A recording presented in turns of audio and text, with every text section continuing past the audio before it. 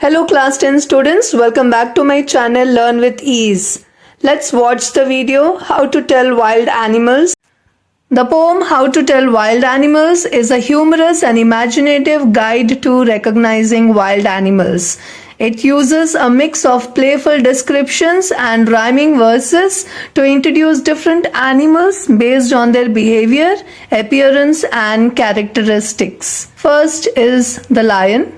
The poet humorously suggests that if you see a wild beast with a loud roar and it jumps on you, it is likely a lion. The next one is the Bengal tiger.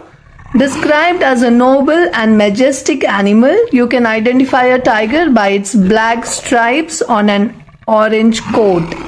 If it eats you, it is confirmed to be a tiger. The third one is leopard. A leopard is easy to recognize by its spots. If it leaps on you and causes pain, it is a leopard. The next one is the bear.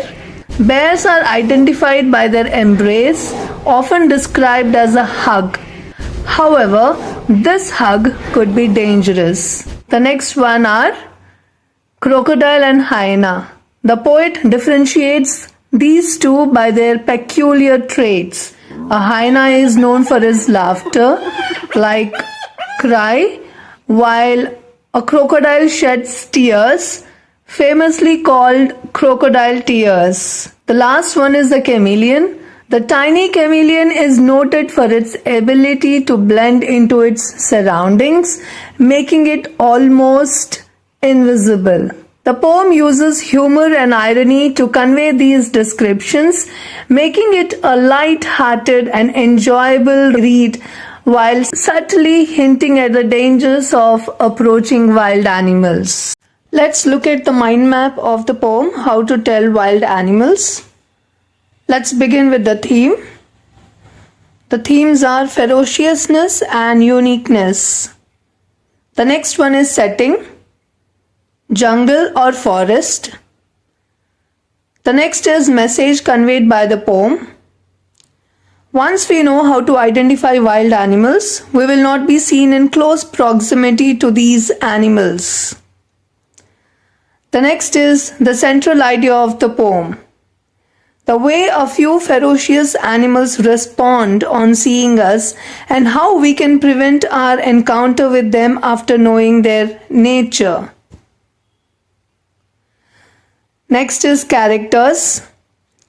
The Asiatic lion, the Bengal tiger, leopard, bear, the crocodile or hyena, and the chameleon. Now let's look at the character traits. First of the Asiatic lion, large, powerful, yellow-brownish, loud, terrorizing. Now the Bengal tiger, grand, impressive, yellowish, black striped, agile. Now the leopard, agile, dark spotted, merciless. Now the bear, hugger. Now the crocodile, weeping, for hyena it is smiling. The last one is the chameleon, small, wingless, earless, deceptive when it comes to color. Let's look at the poetic devices used in the poem How to Tell Wild Animals. Rhyme scheme. A B A B C C. Tone. The tone of the poem is humorous. Imagery. Descriptive language has been used in the poem. For example, a noble beast.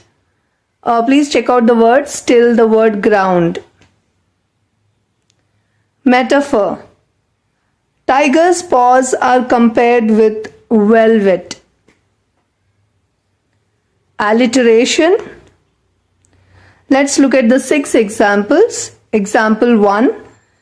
When you are walking round your yard. Example 2. roaming round. Example 3, hugs you very, very hard. Example 4, be sure it is a bear. Example 5, a novice might nonplus. Example 6, roars at you as you are dying. Personification. The poet has used he instead of it.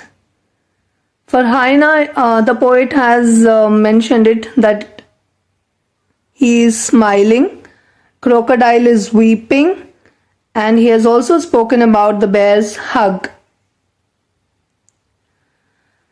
Now let's look at the irony or the paradox, which means the surface meaning is different from the underlying meaning. And the example is, a noble wild beast greets you. He will give you just one more caress. The next poetic device is poetic license. LEPT has been used instead of LEAPT. And the other examples are LEP and DYIN. Enjambment. Please check the example. If ever, from there onwards to the word east, please refer to the text and find out the other examples. Inversion. And if there should to you advance, the words are inverted. The other example is the Bengal tiger to discern. The next example is assonance. The use of vowel sound O has been seen in these examples. The first, you should go. Second, should to you.